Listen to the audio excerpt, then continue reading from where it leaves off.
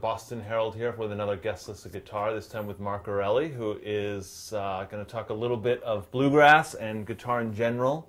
We were talking a little bit before. You're a bit of a jack of all trades, but with Barnstar, you're doing some pretty straight bluegrass, right? Is that something that you feel pretty comfortable with, that world? It's something, well, I feel comfortable calling it straight bluegrass because it's the most bluegrassy thing I've ever done. But people that are in that world will be very quick to tell us that it's not bluegrass, you know. Yeah. And whether it is or it isn't, you know, I couldn't care less. I'm making some music with my friends, and you know, whatever you want to call it is what it is. Right. To a rock guy, it sounds like straight bluegrass. To a bluegrass guy, it's like, this is untraditional. Yeah, that's not how Bill Monroe did it. You know, right. It's an age-old thing.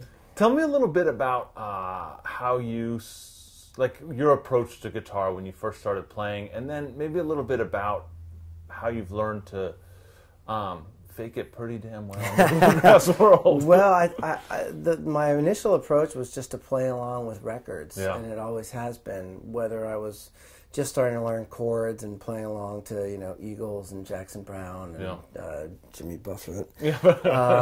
Actually, those early Jimmy Buffett records are great.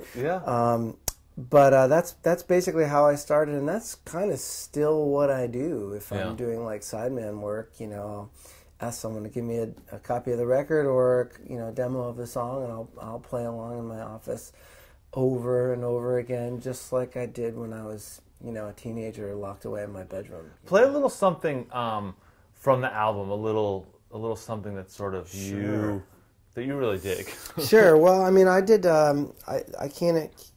That cover of the Faces, Stay With Me. Yeah, that's a great one. I just knew that that song was going to be really too fast for me to do anything on in the middle of the song. So I thought, okay, well, I'll come up with the intro. You know, Zach said we need something with the intro, so I came up with the.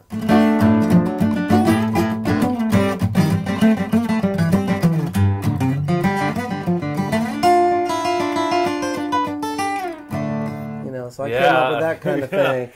So it's very part based, you know. I don't do all my improvisation happens when I'm screwing up my parts that I came up with. Okay, you know? I mean, that's a perfect example though of where you took that song and you, it has a bluegrassy feel. It kind of has like a swing feel to it, like kind of like a Western swing, Texas swing sort of style too, right? Those are like swing inversions, you know, voicings of chords. So. Yeah. Tell me a little bit about, maybe show me a little something that I might pick up that can help me sound a little more in the pocket. Like you think of funk as like this music in the pocket, but like these bluegrass and Western swing people are like really in the pocket as well. And I feel kind of clunky around it sometimes. You know, it's like. But they just have this, you know, my stuff always sounds kind of like singer-songwriter-y guitarist, and I can't quite get it that, like... Well, I can sympathize with the singer-songwriter stuff. Nothing wrong with that. That's kind of where I live. But, I mean, you know, a lot of it comes from different voicings. You know, if you were going to play a G chord as a singer-songwriter, you'd kind of go to that. You know, that's an old standby. But for bluegrass, you might have it voiced a little bit more open and leave a finger open to do, you know, kind of leave some more openings to kind of fool around with some, you know, half steps and some blue notes, you know. That's, you know, really the hallmark of my, you know, style, or how I kind of find my way around, regardless of what I'm playing, is trying to find creative ways to move between chords, you know. So if I'm going from a G to a C chord, you know, I might instead of going, you know, which is very simple, and oftentimes simple is great, you know, I might do, you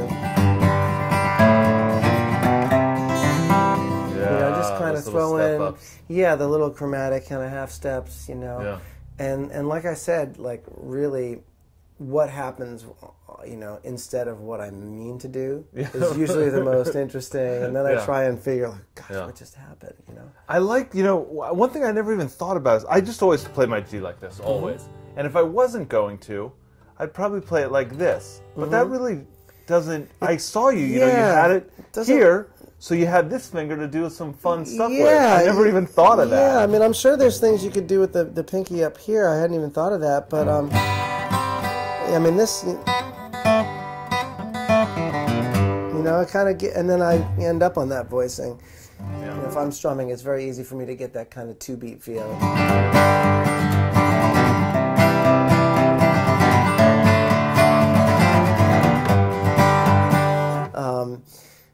That tends to be one of the main rhythms, you know, you settle on in bluegrass. A lot of times, and I forget which song we were talking about, forget which song it was, but we didn't want it to have that kind of heaviness to it. We wanted to have it a lighter thing. So instead of doing, it was like, you know, and that's kind of all downstrokes, really. You know?